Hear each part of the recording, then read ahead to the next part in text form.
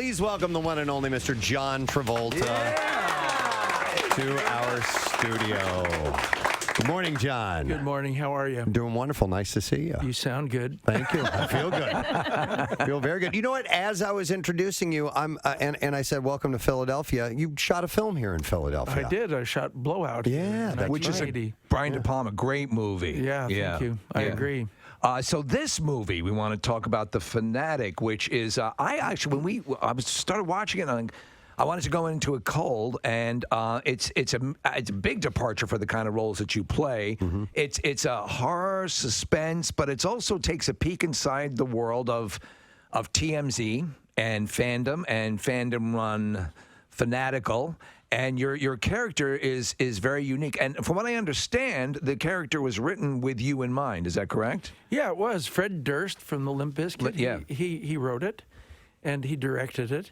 And I will say that he is quite inspired as a director and as an actor even. Right. And he helped quite a bit. He would improvise with me prior to the takes, and he designed this character, and I understood it because I am a fan. I'm a fan as much as we all are. And I think if you don't understand that, whether it's sports or whether it's the arts or icons or whomever you admire, you can't do this kind of role. It's funny because, John, because I collect things. I have I'm a massive movie fan. I'm a huge fan of yours as well. And there's something that, and it's your character exemplifies in the movies. Well, just to be able to get the tactile sensation of touching something that a celebrity or there's this bizarre thing. I remember it's odd, as I was watching the movie, I was thinking the story that Gene Siskel of Siskel and Ebert, it was very important for him to own the white suit that you wore on Saturday night. Correct. And he owned that. It was a holy grail for him. Yes, so and then Jane Fonda bought it. Right. So you're completely correct. But this particular guy, this character I play, is he's a man-child. He is maybe a little bit on the spectrum, which explains his irrational behavior. However, that being said, he's picked on and bullied at work, and everyone bullies him, but he's so used to it that he handles it. But when his favorite person in the world bullies him, this movie star, he doesn't know how to handle it. He gets confused. And when he gets confused, he does really odd things. And you'll see in the film that he goes over the line, but so does the movie star. Yeah, and the movie star goes over the line equally as well, by torturing. And his inability to pick up on social cues, it takes it down a path where it's like, oh no. Correct. And I got to tell you, John, the entire time while watching this movie, I don't think there was a moment where something on my body wasn't clenched. Yeah. Whether it was my hands or my mouth or even my butt cheeks. I mean, I was just like, it was tense. Well, because it's the whole thing. Nothing times up. The point when you finally get to have this moment with Hunter Dunbar's his name is the character. He has a bad experience, and you just happen to come upon him at that time, and it never syncs up right. So that starts. That's correct. It's also a movie about bad timing. Yeah, and then some. Because if he had just been in the right mood and had his autograph, he would have been over. Yeah. But of course, then we wouldn't have had a movie. Yes. But what I thought was brilliant was that I loved that your character before all that started to happen. So I almost felt bad, and I was like, well, it's not that bad that he's doing some of these things, But then it progresses into the movie. But you really made me love that character before you found out the other stuff. Yeah, thanks. I wanted him to be loved because I feel like everyone is a little bit of the character Moose. Mm-hmm. We all have a little Moose in us. It's just how far do we take it? And if we didn't have Moose in us, how would we be, ourselves to create an effect on others? Yeah, I might be in your plane later. Well, Hunter Devon Sawa, is that the actor who's playing Hunter? Correct. Yeah, so again, nobody's all that awesome in this. Everyone's got, even his friends, or quote unquote friends, are not that good as far as friends. And I like that because that's sort of real. But I like also the peek into the side of the people who are out on the street who make money. You're dressing up as a Bobby, to pick up some money, and there are these things going on in that world that sort of, for some reason, Hollywood, when depicted in a seedier fashion, always appeals to me. It's like a Raymond Chandler sort of. Well, also maybe that's a bit of the truth. Yeah. But in a way, that's sort of, and that's almost sort of enticing too. That bizarre aspect. Yeah, I love how L.A. is depicted in this film. I think it's very real and tragic almost, you know. I thought in watching the movie at first, and now seeing you today, I probably know it's not the case, but I thought maybe you had cut your own hair for the role. No, it was really cool because I said, when I loved the script and wanted to do it, I said to Fred Durst, what do we do about how he looks? I mean, the Hawaiian shirt was an obvious kind of choice. There's bad shorts and bad sneakers and all that. But I said, what about the hair and the look? And he said, well, what do you think about mullets? And I said, I don't know. It's overdone. And he said, well, there's a lot of different kinds. Would you care to look? So I looked on the internet, about 100 different types, and boom, suddenly there was this dude, with the exact haircut Moose has, with glasses. And I texted it to Fred, and I said, I found the look. I found it. So, and he said, I agree. This is the right way to go. I have to tell you, I was at it, and when I saw this character of Moose, I've told you guys this story. I was at a convention one time, one of these conventions. I am a real fan like this, not Moose level, and Adam West was there, the original Batman. Man, so everyone's Adam there. West. There was a guy who looks exactly like your character in this knapsack, the whole thing, the backpack. With about 50 cans of Fresca in that thing, and that same sort of delivery, and you work on this character with that, Mr. West, and he's sort of that thing, and so your heart sort of that this is not just a hobby, it's his life. And there is a difference. There's a professional fan that usurps signatures and sells them, right? And then there's the guy that ain't selling nothing, and is going to keep it, and that's Moose. Moose is not getting rid of any of his memorabilia at all. So how do you detect the difference? I don't know. Yeah. But definitely there is a difference. And you're known to be fan friendly. When the opportunity is right and that person does approach you respectfully. Respectfully. Do you know what you're giving them? I would think, this is a very special moment for them. Absolutely. And I grew up being a fan, so I understood. Right. And I remember a very famous movie star who will remain nameless, but he kind of, just discarded my. This is before I was famous, and I decided that if I ever became famous, I would never do that. So I lived by that motto, But again, how do you navigate the line of privacy and? Yeah, it is a tough line because, and again, with people who approach you, and we always think in that. Listen, we're on local radio, but whatever the stories, if somebody comes up. It's every time the edict is you shake hands, you say hi, you do the deal, because that's an important thing, and sometimes as what happens with Hunter, the star in this, he lets his life cloud his remembering, because it starts off with a quote from him, "I'm nothing without my fans," but he doesn't abide by that. Well, sometimes there are good people that are bad celebrities. Yeah. Let's face it. Right. So my cure to that always has been, don't go out unless you're in the mood for it. That's good. Good rule. Yeah. Are you in the frame of mind if you go out to dinner to be interrupted, bothered, whatever, take pictures? And if you are, go out. Yeah. If you're not, that's just part of the very small price you pay for this glorious life that we have. Well, case in point, in 1996, you met a nice 21-year-old young man in Beverly Hills, California, and I had a job at the time where I was driving around cars for Enterprise Rent-A-Car in Beverly Hills, and I saw you, and the only thing that I could think to say was, "Oh my God, that's John Travolta," and you came over and you looked me in the eye just like you did 10 minutes ago and shook my hand and said, "Hi, it's very nice to meet you." And then you went about your day, but you couldn't have been more pleasant. And I've heard countless stories of how kind you are to people, and it's not hard to be nice. And I think people just lose sight of that. It's really easy to just be a decent, nice person to everybody else. Let's face it, what you resist, you become. The more you withdraw from it, the worse it gets. So just, own it. Yeah. By the way, I want to tell you, on the shaved head thing, I endorse it 100%. You look good. There's a movie that I love of yours. A lot of people are not familiar with it. They should be. It's From Paris with Love. Oh, hell yeah. And damn, you are the baddest badass in that movie. Preston, this movie will rock your world. And John is amazing at it. Who's the director of that? That's the guy that did oh gosh, you've tested me now. Yeah, he's great. He's done a whole bunch of stuff that's similar. Fantastic. But did you enjoy making that film? I loved it. Yeah. Because they were demanding stunts and action that I've never, had done before, and I had to do them myself.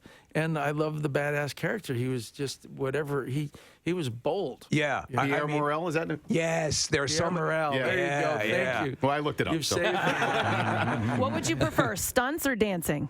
Dancing. Come on. Any day. Well, did Pitbull inspire? Was he? Yeah, he's my buddy. He's your buddy. You're in a video of his. I love my pit bull. He's I met him 3 years ago just to reach out and tell him, how much, as a fan. Right. And then he's such a brilliant entrepreneur. He got thinking about it, and he said, maybe I should have put him in one of my videos dancing, because nobody's dancing very much anymore, Right. He does, but Right. nobody else really. So I thought, well, hell, I'll join him. And I think Christopher. I'm sorry to interrupt. that's I think Christopher Walken has danced in every single movie, even if it's for just a Tiny quick bit. shuffle step. I think in Yeah. every Well, single role he's ever done. Got a Broadway history. Yeah. Of music. Yeah. And you danced with him in Hairspray. I certainly did. Yes. He played my husband. That's right.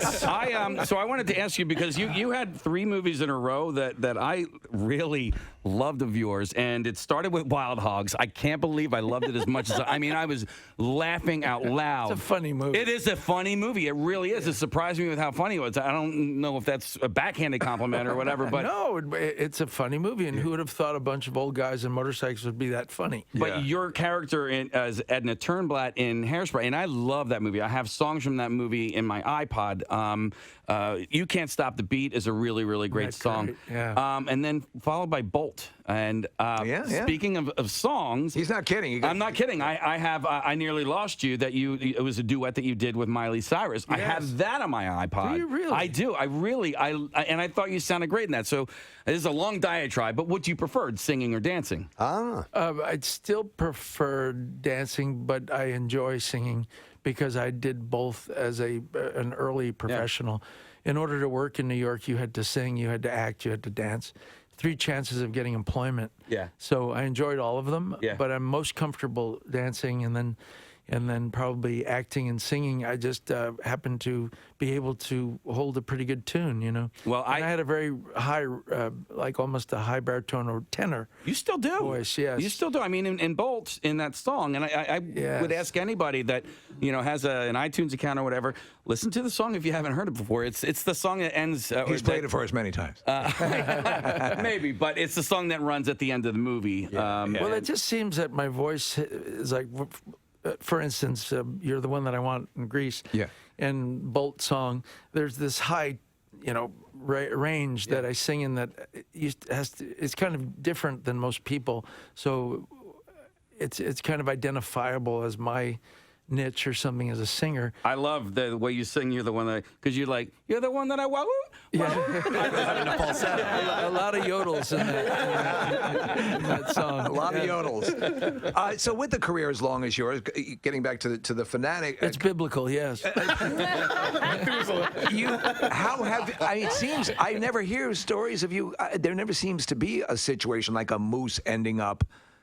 You don't seem to draw that kind of. I don't, because I think because I embrace my fans. Yeah. And I actually communicate with them. There is not that urge to. I'm not a mystery as much, and I'm not a can't have. Right. And as soon as you become a can't have, it starts a frenzy. Do you so some people are calling it a horror suspense. Do you like things of the things that make you I uncomfortable? like the ones I've done. Like Yeah. I love Carrie. When Yeah. I was a kid, I did that movie. And Was that your first major film? Yes. Yeah. Yes, with Brian De Palma, and then we got together again for BlowOut, and I certainly love that. Which is so we work obviously with audio. It took the classic film Blow Up and made it audio. Yes, exactly. And so I remember thinking, and I thought with the editing and all that stuff, it actually was one of the things like I think I want to do this. But Brian De Palma is a brilliant director. Did you see the documentary on him recently? I haven't. He goes on about you in Really? it, and just nothing but accolades and working with you. But it's a really cool insight to the movie. When did this come out? I'd love to see it. I watched it on iTunes. Netflix or Yeah, iTunes? It's probably all over the place. I'm Yeah, gonna yeah. have to see that Yeah. one because I love documentaries. Yeah. I mean, they're my favorite. entertainment. There's actually CNN is doing a good series on movies now, a documentary series, and you are figuring prominently in it as well. Wow. Yeah. 2 things to watch. John, I wanted to ask in the Fanatic, your character Moose mentions a couple of times somebody you've worked with before, and that's Jamie Lee Curtis. Yes. And She's got 2 pools. I got a kick out of hearing that because I'm sure you guys are friends or have been over the years, and maybe it's been a while. But has word gotten back to her that, or have you heard from her that she's mentioned in that? Not yet, but soon. Okay. Soon. I invited her to the premiere, so maybe she'll learn that. Yeah. I thought, was that Fred's idea to include that, or did he write that in? Okay. He wrote that. All the dialogue is. I improvised quite a bit, but all the primary dialogue is Fred's. Okay. Because it seems. But I was reading that he was working with you, sort of. Asking questions to Moose to incite responses, so that you started to think. That's in that the actor, right. And Fred he's a really terrific actor as well as a director. But he's the only director I've worked with that actually could do this. But he would legitimately improvise with me as Moose, and it got me in the frame of mind. And then I would go to each department. I go to the lighting department, the wardrobe, the makeup here, and I'd be in character, and I'd have them ask me questions. And it was like a juggernaut. And as soon as Fred sensed that I had arrived at the Moose zone, the Moose zone, boom, we would do action. That's cool. And it was a very, very great way to. There's nothing better for an actor to prep than for someone to ask them questions about them. In the character. In the character. So to think in the character. Is that classically what we would refer to as method? No, I'd say it's a method. Okay. I don't know if it's the classic method because it has more about reliving past incidents and things. I think this is. And you never had a mullet. And I never had a mullet. But I do think that assuming the beingness of a character quickly is where you want to be when you do a role, and it helps you to be that when you're asked questions before you go on. Sure. It's nice. You didn't have a mullet, but you did have long hair in Pulp Fiction, and I get you in my phone fairly frequently. When I'm running late to the gym, my trainer will send me a text, and it's just you doing the looking around me give in Pulp Fiction. In that role, you played such an interesting character because you're lost a lot of the time, and you're in this haze, but you're also in this like euphoria. Where did that come from? It's a very good question because he's a hitman, but he's also what they call a chippy, a weekend heroin addict. And I thought, well, I have no reality on that. I'm gonna have to find out. So I interviewed several heroin addicts and asked them about how they felt. And then finally one day I said, look, I'm never gonna do it, so you have to help me understand that feeling. And he said, okay, well, I really can't, but if you have to know the beginning of the feeling, is get really drunk on tequila and lay in a body of warm water. And he said that little bit of feeling is the beginning of that. Did you do that? I did that.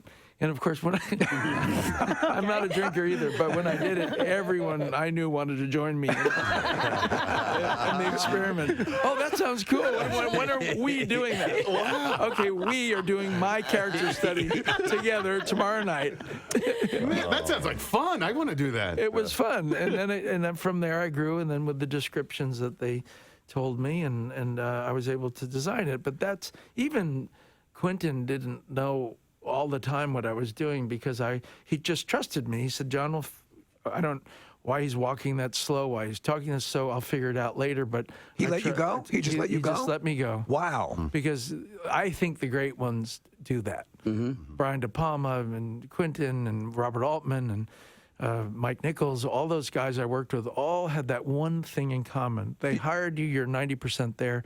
10% is guiding you here and there. Is that what happened? So it's Saturday Night Fever. John Badham was the director? Yeah, he let me go because I said, Badham, you're from Texas. I'm from New York. I know this guy better. Yeah. So leave me alone. I'll help you with me, and then I won't interfere with how you direct it. It's got to be the ultimate compliment as an actor for a director to say, you got it. It is, and it's the smartest. Yeah. If the actor is trustworthy. Right.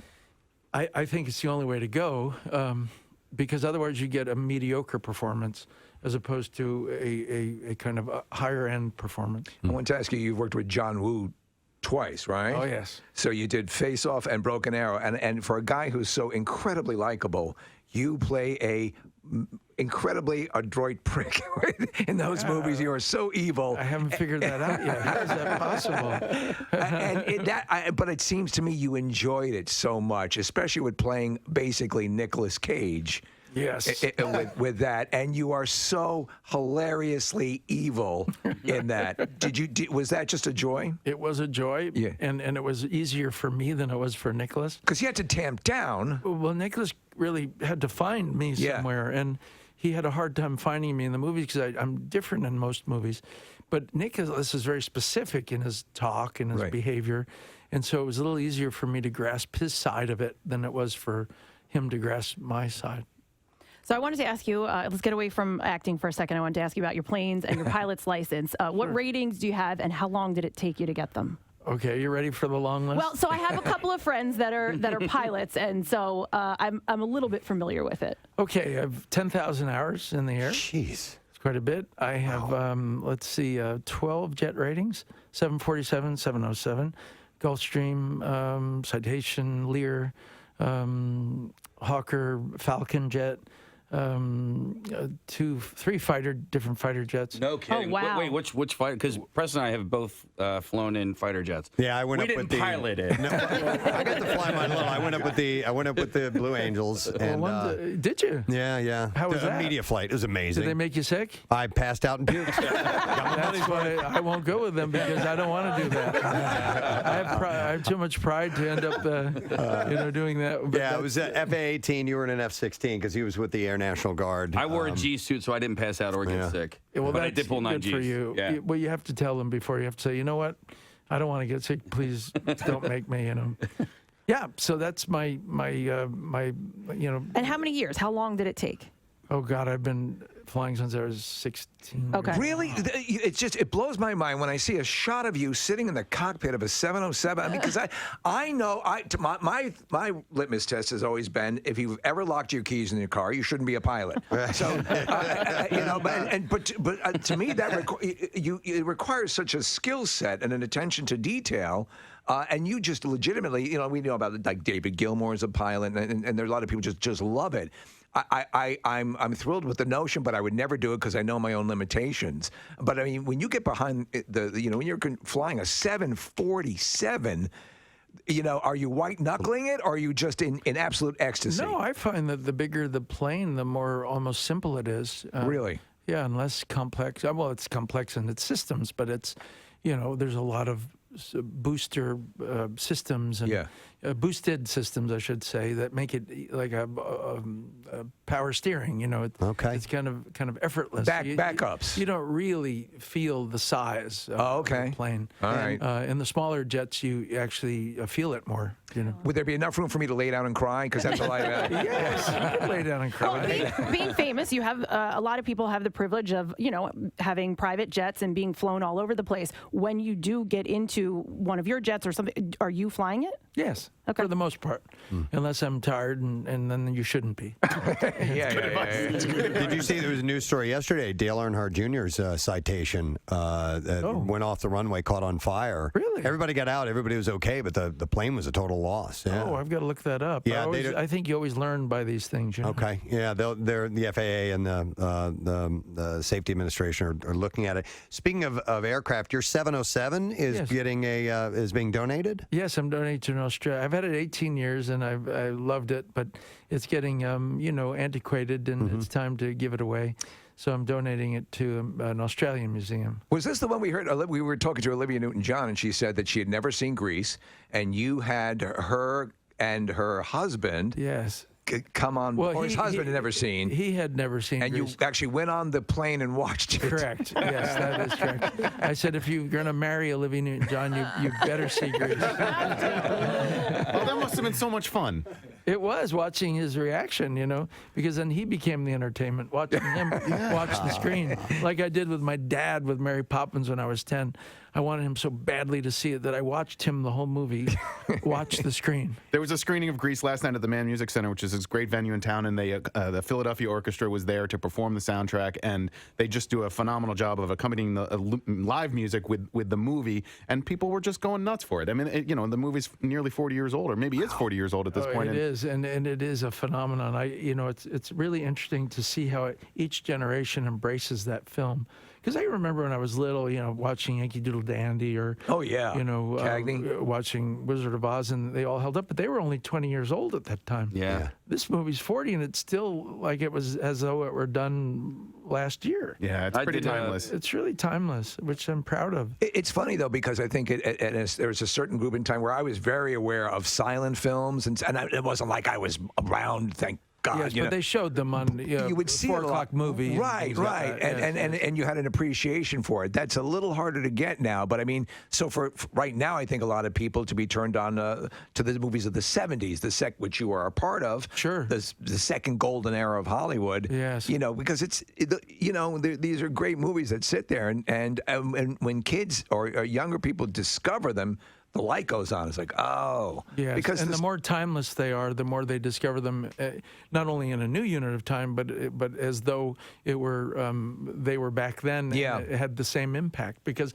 Grease and Saturday Fever seemingly, even Urban Cowboy, to have the same impact on the new generation that it had on people then. Absolutely. For some reason. Still as profound as ever. Yeah. It seems it. Do you know? Yeah, as I did musical theater growing up, and Grease is the one play that has always eluded me, and I always wanted to play Danny Zuko, and now I wanted to play Sandy. Yeah, as a 44-year-old man, that's never gonna happen. Oh, it's At never that too point, late. you're Donald Zuko at that point. I think you should do it. The Fox News group did today. They did a reenactment of Yeah. Grease. They filmed it per shot. Oh, really? Yes. You guys could do that. We could do that. We've got our 100%. Sandy. We've Absolutely. got all our T-birds here. Frenchie. I'm the lesser-known guy, Baldy. So It doesn't matter. Just do the leather jacket. You're home. I mean, we still, to this day, if somebody says, rock in and roll in. And whatnot. Of course. It just finishes all the time. Every single time. Without That's fail. hilarious. Well, so just thank you for all of that stuff that you've given us You're over the welcome. years. It's a stuff. real pleasure actually looking at you in the flesh. It's, you have beautiful eyes. Sean.